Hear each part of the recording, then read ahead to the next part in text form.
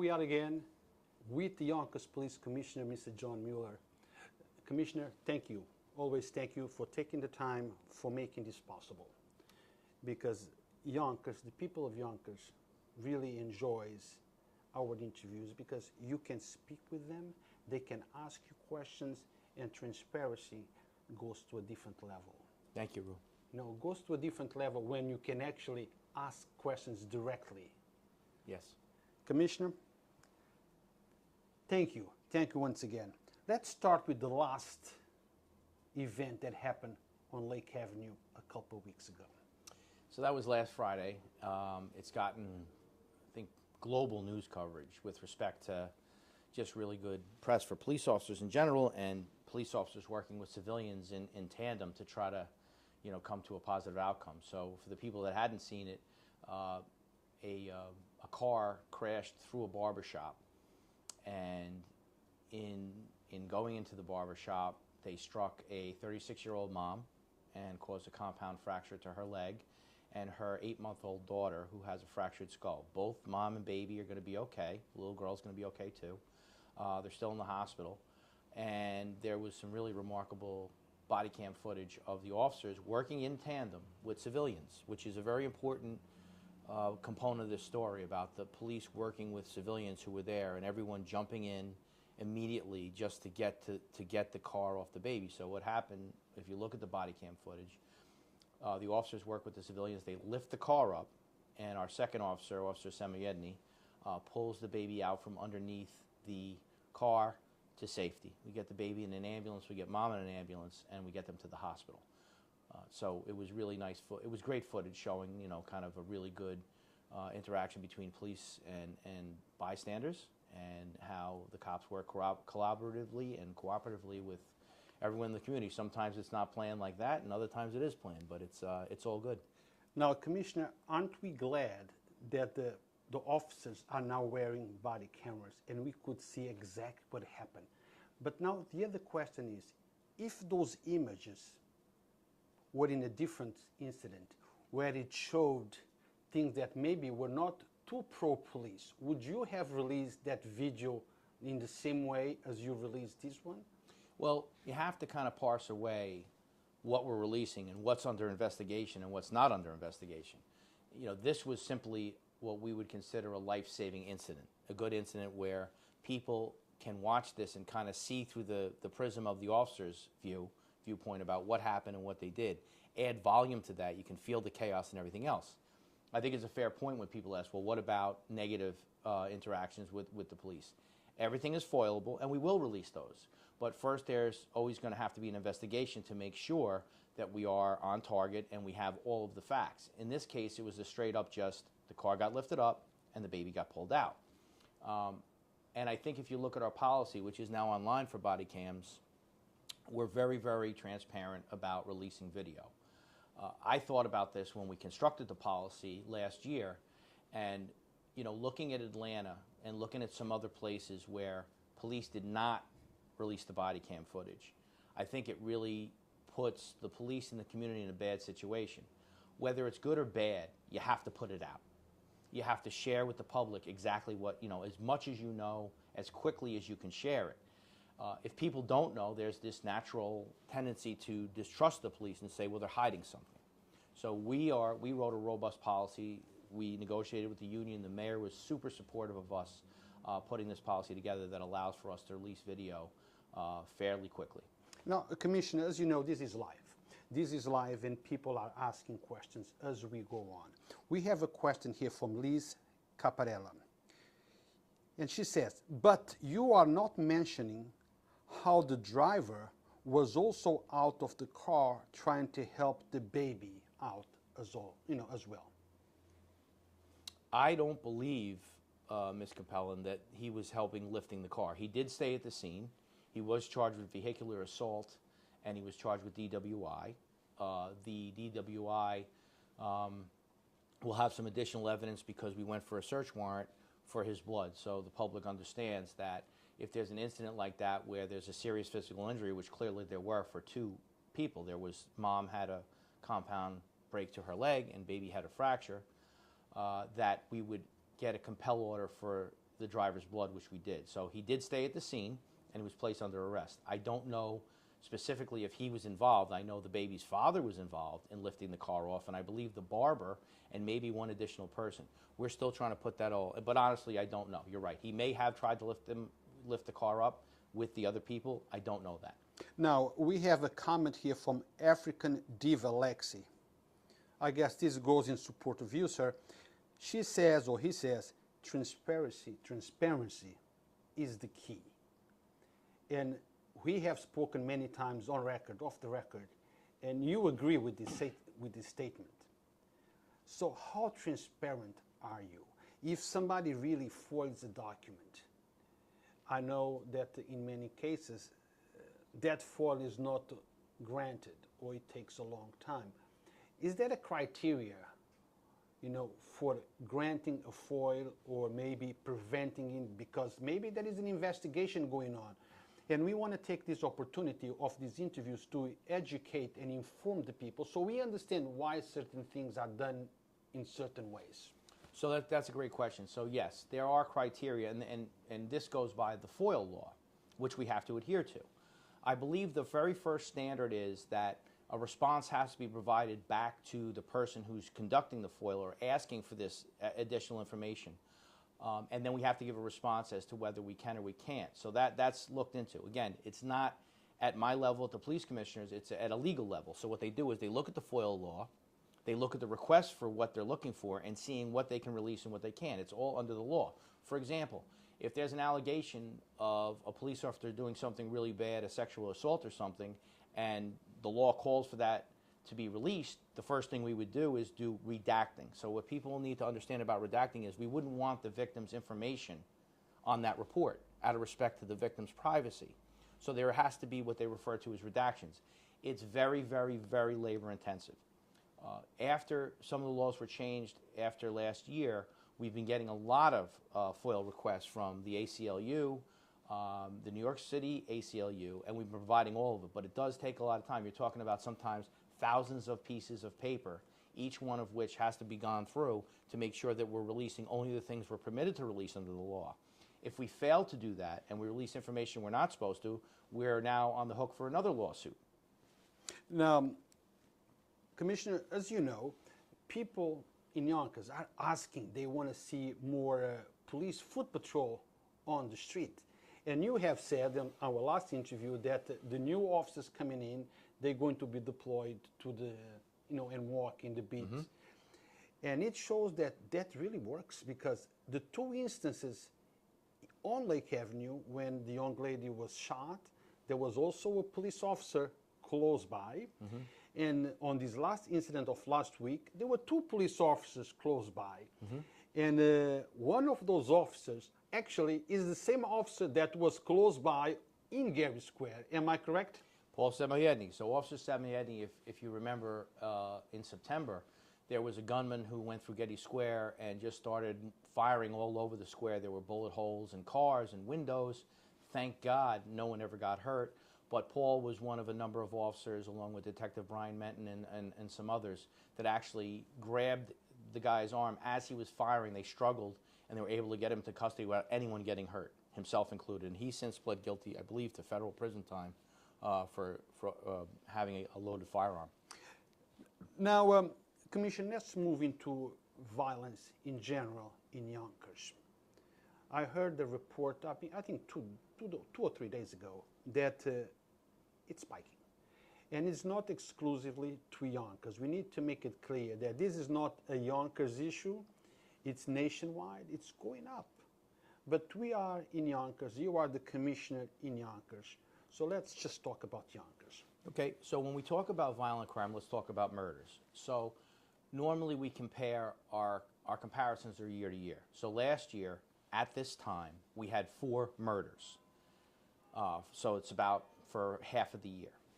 This year we have 6. So that's, an increase. You can do the math on that. Bullet-to-body shootings, which is a big barometer where people may not necessarily be killed, but they're still shot, is a very important metric for us to study.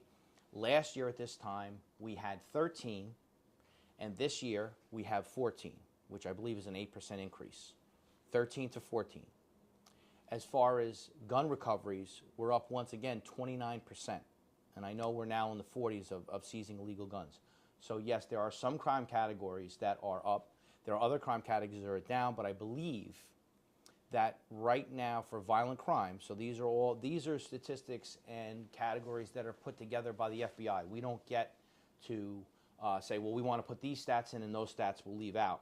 It is what it is. Everybody, all agencies, there's 18,000 police agencies in the United States. All agencies have to submit this information to the FBI, and then they compile those statistics. So having said that, I think we're down 1% from last year in violent crime, and we are down, I believe, 6 or 7% in property crime. And you know, so we're holding our own. We're flattening, and I'm not unhappy about that. Obviously, we'd like to have a situation where there are no shootings, but I'll just give you a quick comparison. So Rochester, New York, is the same exact size as Yonkers, same exact size. And so far, they've had 32 murders due to gun violence, and we've had 6. So far, they've had 167 bullet-to-body shootings, and we've had 14. So same size, 200,000, give or take. I think with the census statistics, we'll probably pass Rochester will be the 3rd largest city, behind New York City and Buffalo. But you have to put these things into context, and you have to compare apples to apples. That's very important, and I want everyone to know that, because it's harder for us to compare ourselves to a similarly sized agency and demographic in Florida, because they have different rules. You know, bail reform, as I've said multiple times, has really created a challenge for us. It's getting better. They've made modifications that we find have worked very favorably and to keep people safer, but there's still work to do. But at the end of the day, you want to compare apples to apples. Apples to apples is same demographic, same laws within New York State, and essentially same size city. Now we have a comment here from actor Santiago. He says, I have seen lots of more foot patrol on Elm Street. Thank you for that, Hector. We're very happy about this concept that we put together that the mayor was super supportive of. One of the things we heard about our meetings with police reform was everyone wanted to see more cops on foot patrol. And so we came up with a pretty creative way to do this, where we've created these neighborhood stabilization teams. So what are these neighborhood stabilization teams? It's about 8 officers that we can move wherever we want in the city based on crime issues, quality of life issues, etc. So for example, if you remember, there was a murder, very unfortunate, well, they're all unfortunate murders, but this was a murder that occurred on New Main Street. So we spoke with our partners at the Mexican Chamber of Commerce, and they said we really could use a foot post here from 4 o'clock to 8 o'clock at night. And so we're being very, very agile with this resource of these 8 officers, where we can say, okay, there was a shooting on Elm and Oak, as Hector was saying, so we'll have foot posts up there. Now we're getting complaints on the waterfront that there's behavior going on there late into the hours, and the people that live there are frustrated. So we can put officers there. They may be at Glenwood and Woburn. They may be on the waterfront. They may be in Ridge Hill. So one of the biggest things we feel like this is going to help create this relationship with the community is these are all new officers. So their very first assignment out of the gate is to go here and interact with the public.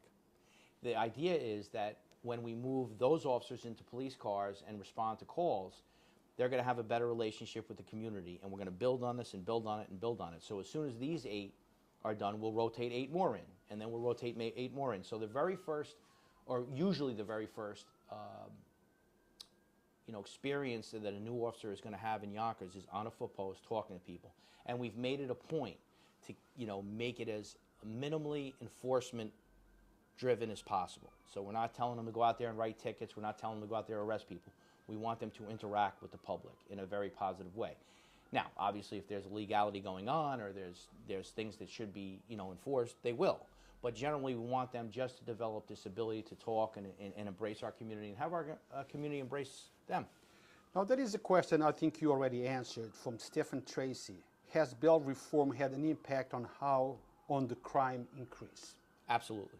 Yes, Stephen. It has had a huge impact, especially last year at the beginning of 2020. So this law went into effect January 1st, 2020, and a lot of the DA at the time elected to start using the bail reform parameters probably in late November or December. So I can show you like this massive increase in particular property crime. There was some violent crime increase, but property crime we got crushed because we kept arresting people and letting them out.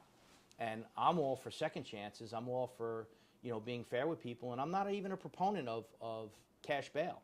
But what I am a proponent of is developing a threat matrix to say if a person has been arrested and then is rearrested while they're waiting for the court date that they were released on, that should give the judge some latitude to keep them in. If the person has been arrested 30 times and they've only shown up to court what we would refer to as a failure to appear count 20 times out of the 30, so we have to always go find this person, I think that the judge should have latitude. This is a very small subset of the population we're talking about. I don't believe in mass incarceration. It didn't work, but we need to be able to put those people in jail that are harming the community. And I always say, like, larceny from auto is a perfect example. My communities of color don't like having their windows broken and having their car rifled through. It's one of the most annoying things. But what you'll find is the people that do this do it over and over and over again. So we need to have the tools to deal with them. Because it's not, and I think I've said this before, if we have, say, 30 larceny from autos in the 4th precinct in a month, it's not 30 people doing one each. It's one person doing 20 and the other person doing 10. And if you understand the cycle of addiction, most of them are addicted to drugs. So they have to, every 12-hour period, there's a chime that goes off in their head, and they have to get more drugs, or they're going to get sick. And so it's not like they're going to go work an 8-hour shift. They're going to go break into cars and steal, shoplift, whatever they can do to get that high. I don't fault them for it. I just can't have them victimizing my community. Now, going back to the Elm Street, we have another statement from Hector Santiago that connects to it, because you just said that you're not sending your police officers there to arrest, even though, if needed to, they will have to execute and enforce the law. Yeah. But Hector is asking, are they being trained to use stop and shake as an icebreaker? I remember when stop and shake started, you were a big part of it. I believe that's how we met, or one of the reasons why we met on the precinct by Shannon. Are they being trained to connect with the community at the level of, I want to know you, get to know me, build a relationship, sir? So everyone knows Hector Santiago was the creator and the founder of Stop and Shake. I was lucky enough to develop a friendship with Hector and develop a relationship with him. He's a great community activist. Do I know if they're specifically being trained on it? I don't know, Hector. I will find out. It's a great reminder for us to make sure that they are trained on it. But the concept that Hector created is really something that we want them to do each and every day. You know, you know me, I'm not going to lie. I'm not going to say I know for sure they were trained on it. But this is what we're looking for. We're looking for them to stop into stores and say hello and talk to business owners. We're looking for them to, when they see someone on the street, to develop a relationship. Oh, okay, so hot off the presses, I just found out, Hector, that they are being trained. So I didn't know, I didn't want to say that I knew, but they are being trained in Stop and Shake. The Stop and Shake is the way forward where we can get a relationship with people in a non-enforcement type environment. Because we know the vast majority of people don't commit crime. The vast majority of people don't make quality of life issues for other people. They're just trying to get through life. So the more relationships we can develop, the better we're all going to be, and Stop and Shake is a big part of that. I have to make this comment, Commissioner, because I think it's important, and because I want to enforce how much we appreciate these kind of things that we've been doing. This comes also from African Diva Lexi. Let me make it clear. I don't know if it's a him or it's a she. I did not plant this question. This is dynamic conversation. She or he is saying this is a great way to build relationships between community and law enforcement. Thank you for that. Because now they're hearing from the man on top of the ladder of the law enforcement. And that's something that we didn't have in the past. Well, you know, so in response to that comment, thank you for the kind words, but I'll also say, you know, it's not that complicated. And I think most people that are interested in building relationships between police and community understand it's not that complicated. What we want to do with our cops and our supervisors in the YPD, and they're doing it by and large, is treat everyone they would want their mother treated. How would you want your mother treated? If you were never a cop and you worked at St. Joseph's Hospital or you worked at Verizon phone company, how would you want your mother treated? How would you want your son treated? How would you want, you know, a close friend treated? That's the whole thing. I mean, if you could just do that, and then you expand on that, and then we push this towards, you know, and that's the procedural justice component. You push it towards internally how we're treating our people, because I always believe that if our supervisors and our commanding officers are treating our officers properly, they're listening to them, they're listening to what they have to say, they value and appreciate them, and all those things, what do you think they're going to do when they go out into the community? They're going to do the same thing. So it's important for us to treat our officers and supervisors as best we possibly can, because we know that they'll do that to others when they go out in the street. Now, Commissioner, I have heard you saying that many times. Okay, at oath ceremonies when new police officers coming in, and I have you saying that over and over. My question is, are those officers being trained to do what you say it should be done?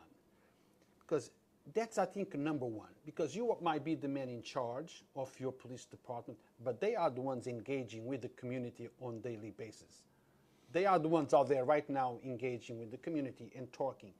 And that component that you just said, handle the situation like you'd like your father to be handled, that's a de-escalation at the very often does happen if they use your principles. And one of the reasons why people are very often upset is because of that engagement. Mm-hmm. We put such a premium on that engagement. Like, and I've said this before too, that, you know, we have a fantastic community affairs division. Wonderful. They do great outreach. But the real way we get to where we want to be as a society between police and community is when the guys in uniform and the girls in uniform show up to a house and people walk away. Like, the one thing people need to bear with the police on these things is that we don't normally get called because someone's throwing a birthday party or they have a graduation or there's something glad to celebrate. Normally these officers, and this is where I'm very, you know, dialed in, thankfully we have, you know, the best mental health and wellness officer we could ever imagine in Autumn Edwards, and the PBA has been very instrumental, the Yonkers PBA, in being partners with us about making sure our officers have practiced mental wellness. But people need to understand where we go. A lot of times we're not going to be able, no matter what we do, people are not going to go away happy. So I think the right bar to set is for people to be satisfied. And we can build relationships one assignment at a time. Someone called, their car was broken into, how were they treated by the officers? There was a domestic incident where there was a wife and a husband were fighting, maybe there's an arrest. How did everyone walk away? Even people you arrest, you still should respect them. You should still show them respect as a human being. Yes, they may have committed a crime, you may have had to arrest them, but you don't want to ever ridicule or demean anybody. That's not part of the job. Well, that's exactly the point. Regardless of what you're going to do there, regardless if not everyone is going to be happy, but you can always respect the person that are at the scene, the person you might be arresting. And people are inherently fair. Even people that are being arrested, that if they've been treated properly and appropriately, because that's the whole thing, and you're asking before, are the officers doing it? They are doing it. And one of the big reasons they're doing it is because we've really taken in ownership of procedural justice training. So for the people that don't know, this was something that was put together by the 21st Century Policing model that was put together by former President Barack Obama. Charles Ramsey, who is one of my heroes, he was the Philadelphia police chief. He was also a Chicago superintendent. Just brilliant man. He put this together, and there's pillars that come with the procedural justice training is that, number one, you give people a voice. You allow people to say you have to give them a chance to explain. You also have to show transparency in how you're dealing with it. You have to be able to explain why you're doing. Like, people deserve an explanation. It's okay to say, listen, I'm writing you a summons for this loud radio because I have a number of people in the community that don't want to hear this at 2 in the morning, and you have to stop. And what we found is, when it's done the right way, there is this, you kind of get the point that people, and maybe this is more psychological than it is for policing or anything like that, people are more interested in the process than the result. You can browbeat someone and then not write them a ticket, and for the rest of your life, you have an enemy. They're going to walk around saying, yeah, the cops are disrespectful, everything else. You could write a ticket in a very respectful way, explain why you're writing the ticket, be patient about the person venting or saying why they're receiving it, or let them give their explanation. You still write the ticket. But the process is what matters. That just human-to-human respect component is just the most important thing. Exactly. You might create an enemy for the rest of your life if you are disrespectful to that person, or you might create an ally for the rest of your life who will go outside the community or within the community and be contagious of understanding. Say, look, they gave me a ticket, I was wrong, but they were very respectful of how they interacted with me. And look, it's a great point, and that's what the idea of us all, and this is what the mayor has tasked, Mayor Spano, a great mayor, has tasked me with, is to raise the water level for everybody. So think about a world where the officers are going on a regular basis out, and people are going away and saying, listen, I wasn't happy with the outcome because the situation itself was an unhappy situation, but I'm satisfied with that. I felt that the officers were fair. If we can create that, that will build on itself, and there'll be less conflict-ridden interactions between police and community. The officers will have less angst when they're going from incident to incident because there's less conflict, and the community will feel more comfortable talking to us and allowing us to try to help them where we can. I mean, I say it all the time. I say our responsibility really, and my kind of mandate for the officers is, I want to keep the community safe, and I want the community feeling secure in how we're policing. Now, this go in line with the questions that we are asking, sir. This comes from Najah Saeed.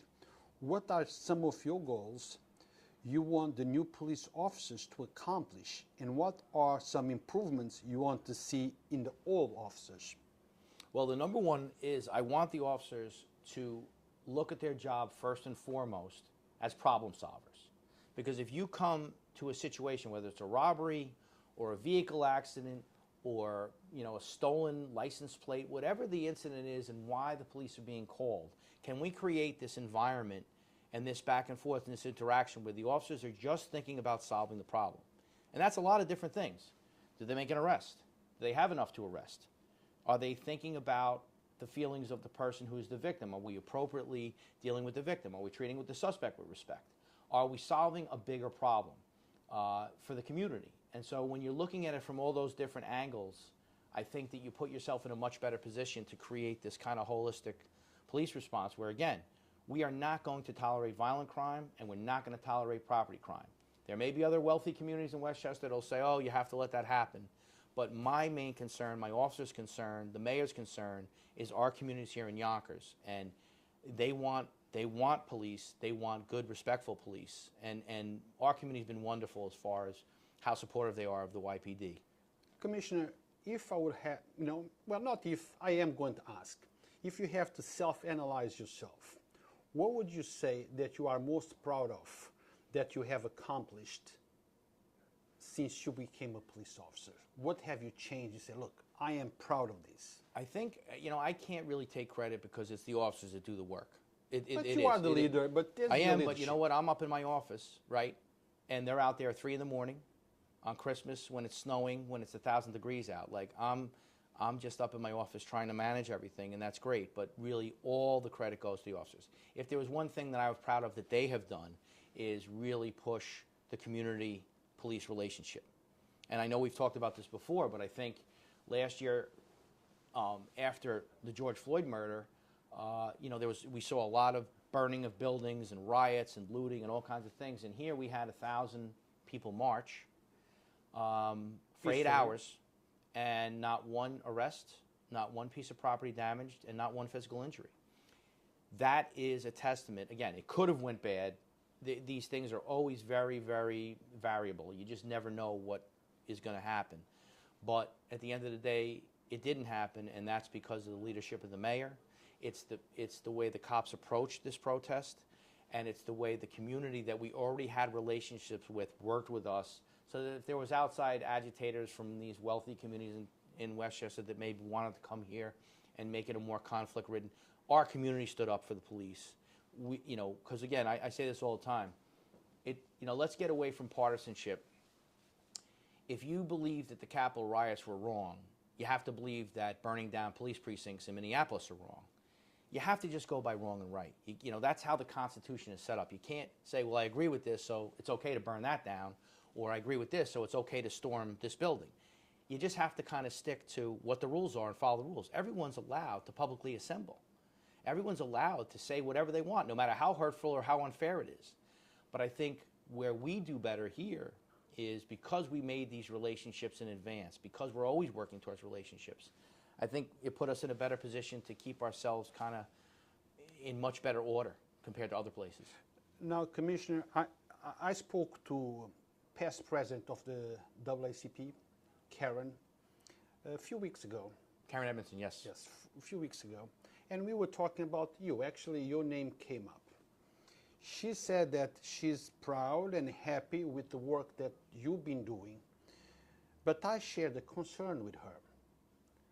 What happens when Commissioner Mueller leaves the police department, seeks a different job, a different path?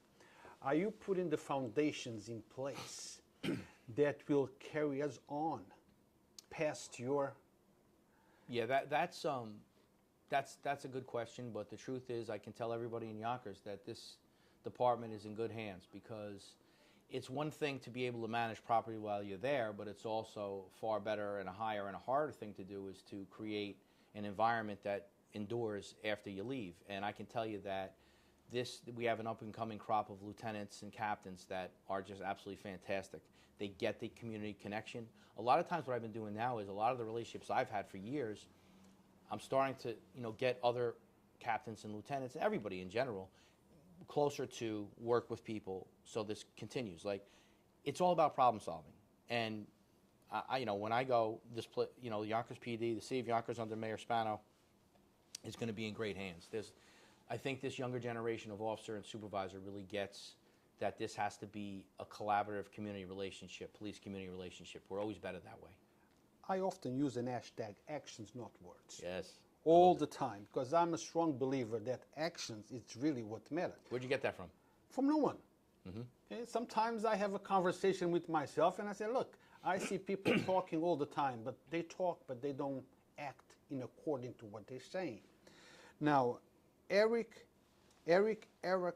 Davis says, lies and more lies. Mm-hmm. They target the black community. Mm-hmm. Have you ever heard about this, and what do you think about it, sir? Of course, but she's wrong. It's easy to come out and say that, but it's not true, and the numbers don't stand up to that.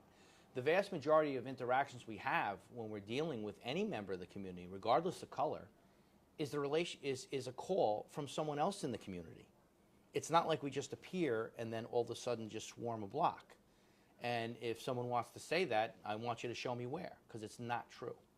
The truth is that in any community, whether it be on the west side or the east side, when people call, often it's communities of color that want our help, that want us to respond and assist. And so we're going and we're working on the behest of those members of the community. And I think sometimes lately that victims and people that are just trying to get through their life are forgotten. And we're not going to forget about them. We understand, listen, I don't care where you go in the city of Yonkers.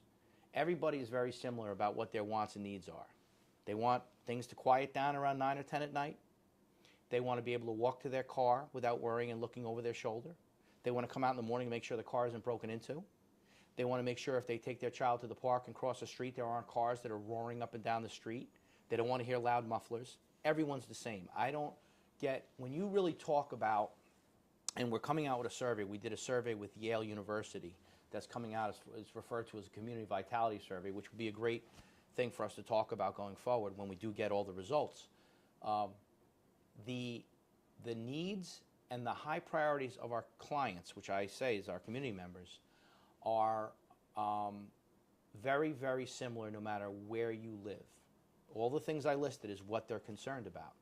So it's our job to make sure that our clients are happy. And we work very well to do that, but I absolutely disavow and I say that's not happening here. Commissioner, now let's move into something else. But before we move into that subject, I want to say something. Things have changed. I've seen pictures, videos of how the police department, not just in Yonkers, I'm talking about in general, what they used to be. They used to go around in horses. They used to take license plates in notebooks like this. Fire department used to put fire outs with buckets of water. Same thing has happened for journalism. Journalism nowadays is not just ones that have a physical paper. People like I, because things have changed. There is lots of newspapers that used to have physical papers that have to move to online newspaper.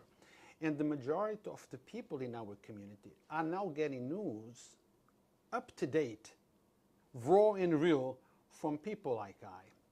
Please define journalism. So the question is, how do I define journalism? That's an interesting question, Ro. The only thing I can tell you from a legal standpoint, what the law says and how the law in New York State defines a journalist, you need a couple of things. You do have to have a print medium. And I don't know if that law will change, but right now that's one of the standards. The other standard, the biggest standard, is you have to derive income from your journalistic activities. So if there's a number of other components I can't think of off the top of my head, but there are a number of things that you have to have. And if you don't have them, under the law, you're not considered a journalist. So if you're being sued for defamation, there are certain standards you have to abide by. And if you don't meet that criteria, you're not going to be considered a journalist under the law. And again, people, I always say, like I used to love, Ronald Reagan used to say, trust but verify. Look it up. The law is out there that will tell you what are the journalistic standards under the law, under New York State law, that will determine whether a person is a journalist or not. So that's not your definition. That's the definition under the law. Mm-hmm. So I guess we are journalists because we do generate an income on Yonkers Voice. How is the defamation lawsuit going? I know it's going, and I know that when litigation is going on, we shouldn't be talking about it, and who am I to give you legal advice? Mm-hmm. But is there anything you can tell us? Not right now, but I can say that we're happy with the direction that the litigation is going, and when it's all wrapped up, we can talk about it, but not until then. I hope you don't forget that, so maybe we can talk about it. And, because, look, things are changing, sir. Things are changing. Definition of journalism probably needs to be changed to the current. And I'll tell you, and that's kind of how our judicial process works, right? You have a situation where, as you said, years ago, I was a reader of the Herald-Statesman, so most of the people out there remember the Herald-Statesman. Can you still get that? Well, I guess it's the Journal News now, but it was the Herald-Statesman. But at the time, there was no electronic media available, so you'd read the paper. That's why everything went so slow. Now you can get information instantaneously, and so there probably will be some legal challenges down the road to appellate court levels in New York State, maybe even to the Supreme Court, to redefine what a journalist is under the law. But as far as that's to be determined. Now, Commissioner, do you have any opposition to people, bloggers, whatever we want to call them, with videotaping things that are happening on the moment and let the community sees real time what's happening? Not at least, and it's allowed under the law. I don't get to, and no one should get to say, well, I don't care, I don't like that law, so I'm not going to follow it. People are allowed to videotape publicly. My question was not if I am allowed, because I know I am allowed. It's what you think. Do you oppose that? I do not oppose it, as long as anybody who's videotaping is listening to the officers and keeping the right amount of distance away as far as what we need to make sure that we're not distracted and doing what we're doing. So as long as the rules are being followed as far as what we feel like, how many feet away you need to be where we can operate in an environment where we're doing what we're there to do, save life, apprehend people that may have hurt somebody else. As long as we can do that work and be filmed, I'm absolutely fine with it. Because on top of everything, transparency is very important to you, right? Well, think about, last winter in that horrible, tragic situation with December 23rd? Yeah, with the four beautiful boys that were killed in a car accident. I mean, I remember we had to talk with you about it because people were saying, well, the Yonkers police shot the car, and they did this and they did that, and they were right behind them, and we showed video that showed like there was a delay. No one shot the car. I mean, listen, there are always going to be some people that don't believe you no matter what you say, and I can accept that.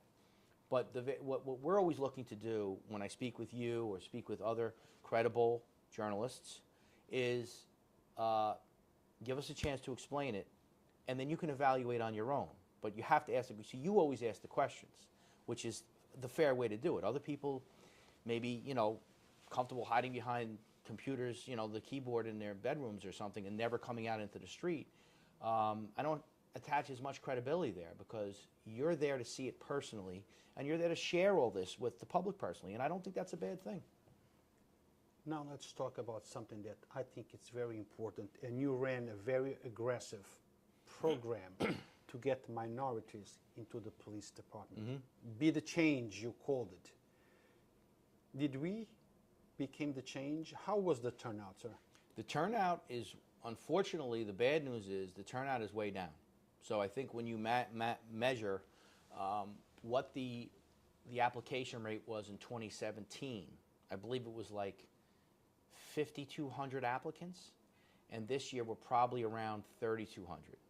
So it's a significant drop. Now, I'm not making excuses, but what I'm saying is I'd ask the public to understand that the way the police has been viewed in the last year isn't necessarily an environment where a young person might have wanted to try the job before all this other stuff. So there's a lot of misinformation there about police, what they do, why they do what they do. And you're seeing this all over the country where they're really low in police officer numbers. It's a combination of things. It's number one, where, like we are having, less people are taking the exam. And the other, in other places in particular, New York City, Seattle, Portland, places like that where officers who might have stayed a little longer are leaving in droves. So the retirements are way up. So it's a combination of things. I will say that we really worked hard, and we're working hard on providing all of our applicants as much test prep as possible. So the Be the Change program was about 100 young people that are taking the police test. Fantastic program. I can't give enough credit to Police Tutorial Services because they really did a great job. I mean, I heard nothing but good things from some of the people that have taken the exam. Actually, one of the young people in our office that's interning with us this summer, he did the Be the Change. He's right outside. You could ask him after. And he felt like it was very, very helpful. So that was a 16-week, I believe it was a 32-hour test prep. And I've always said, like, some people are just good at certain things. Like, we're all different human beings. Like, for me, it takes me longer to study. Other people, what might take me 4 hours might take someone 40 minutes. But my message to all the people that are taking the test in September is you put in as much time as you have to. It may stink that you have to do extra than your friend or your brother or your sister, but if you really want the job that bad, put the time in, because you're not just getting a job, you're becoming a part of a profession, and it's extremely satisfying if you do it the right way. Now, Commissioner, just because some folks might have missed this opportunity does not mean that they cannot do Be the Change next time around. Mm-hmm. And I strongly believe that interviews like this will help, because look, the aggressive promotion that it was mostly done on media where the certain group really it's not, which is major news channels. The majority of the people that would have joined the Be the Change is on social media. That's where you get them. You do, and it was even, you're absolutely right, social media is the way forward with respect to police recruitment or recruitment in general. But even more, it was very grassroots. Like when for example, we ended up working with the Yonkers Hispanic, like Alfonso, Pedro, yes. Rob Espirito from La Piñata, and that's the Yonkers Hispanic Chamber of Commerce. They had concerns that there weren't a lot of Mexican-American applicants for the YPD. So they didn't just yell about it. They didn't just complain about it. They came to us and said, we'll set something up and we will reach out to everyone within the community and bring anybody who's interested in to take the exam. And so that's where I think this year was different than years past, where we didn't have to make the sale or the explanation. Let's face it, I mean, the starting salary is $75,000. The mayor has been great about, paying the officers in a way that we're getting really quality candidates. This year was different because of everything that was happening, the other dynamic as far as the entire country. But the Yonkers Hispanic Chamber of Commerce inviting us in to go talk and explain and answer questions, and then we brought a few officers that happened to be Mexican-American from the community to also share about why. And this was done all over the city. And I think that's why although our numbers are down, we're going to get some really good applicants because they want the job for the right reasons. Commissioner, perhaps you want to consider this. Of course, this is a suggestion. That is 2 or 3 major bloggers or whatever we want to call it that can reach an enormous amount of people, minorities. Okay, one is us, of course, Yonkers Voice, Brothers to Brothers. Brother to Brother is excellent. John Morrison. Exactly. John Morrison, Black Westchester Magazine, Sure. Lorraine Lopez. Most people in that age group follow us. Yeah, Lorraine is excellent too. Yes. Yeah. Most people that would be able to join follow those 3 or 4. The Yonkers News Wired as well. They're there. So in interviews like this, on those medias, you can reach the people. And we can start being the change ourselves in order to change them and create a better perception that there is nothing wrong with joining the police department. It's actually a great career. It's a mutually beneficial situation. Exactly. Take advantage of the platform that already exists that can reach those groups that you really need to reach. I think we can provide a great service to them. You have already, and some of the people you've named you have already. The mayor is fantastic in that he always lets us do as much outreach as we possibly can. And he has a ton of contacts too because he's so embedded with the community. So it works. I like working with people that come out, you can see them face to face, that are in the community, not necessarily just behind a keyboard. So like people like Lorraine, always out in the community, John Morrison, lots and lots of great partners, and we're going to build on this. And we're going to take a look, and it'll be another time for another discussion, is when we do get the percentages of the 3,200 that actually signed up for the exam, we're going to take a look and see, how did we do with the different communities? Is there other things we could have done? Because this test is going to come up in 4 years from now. I'm not going to be here in 4 years. So what you want to always do with any kind of a project like this is you want to do a debrief. And you want to put everything down in writing so that whoever's sitting in this chair, the next application cycle, can open the book and say, well, here's some of the insights that we had back in 2021. And I think that's very important. Now, I'm going to ask my last question, and then, sir, you can make your closing. COVID-19, Delta variant, looks like it's worse than the original, at least more deadly. I could be wrong. That's what my understanding. In your department, are you thinking about making a mandate vaccine that all your officers have to take? Or no? No. Myself personally, I'm vaccinated, and I feel safe because of it. And I think if you look at the data right now, and again, don't hold this to me, it's just anecdotal of what I understand is that even the Delta variant doesn't have a lot of power against those that are vaccinated. There is this idea that there's breakthrough cases, but there's supposed to be breakthrough cases because no vaccine is perfect. I don't think there's any vaccine that gives you 100% immunity. I get a flu shot every year, November 1st. Not because I don't think I'm going to get the flu, but because I don't want to get as sick as I would have had I not had my flu vaccination. So it's everyone's individual choice. I don't know exactly how old you are, but you look much younger than I. But I remember when I was a kid and registered myself or my mom to go to public school, I had to take certain types of vaccines.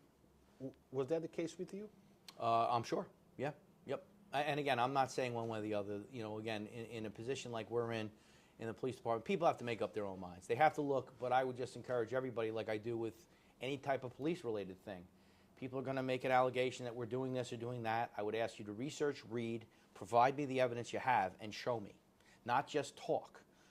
So it's important, it's incumbent on everyone to really just make their own determination. Everybody has reasons why they would or why they would not, but you got to be informed. Do you have data on how many police officers are actually vaccinated? I don't. I think probably that's a number that's hard to say, because officers who may have gotten the vaccination without telling us, because they don't, that's a HIPAA situation. They don't have to tell us they got the vaccination. I will tell you that probably about 50% that we know of, and then there's probably a larger percentage that are vaccinated but we don't know because they didn't tell us, and they don't have to tell us. Well, Commissioner, thank you for taking the time. Thank you for the conversation. I think our audience appreciates this. I can see it by the comments. This is something that has never been done before. Open conversation with the person in charge, in this case, Commissioner John Mueller. No questions in advance. Okay. There was no questions that the police commissioner asked me to provide prior to the interviews. It's dynamic. I have him here, but he does not know them. You ask your questions, I ask him the questions, and he answers, something that we never had before.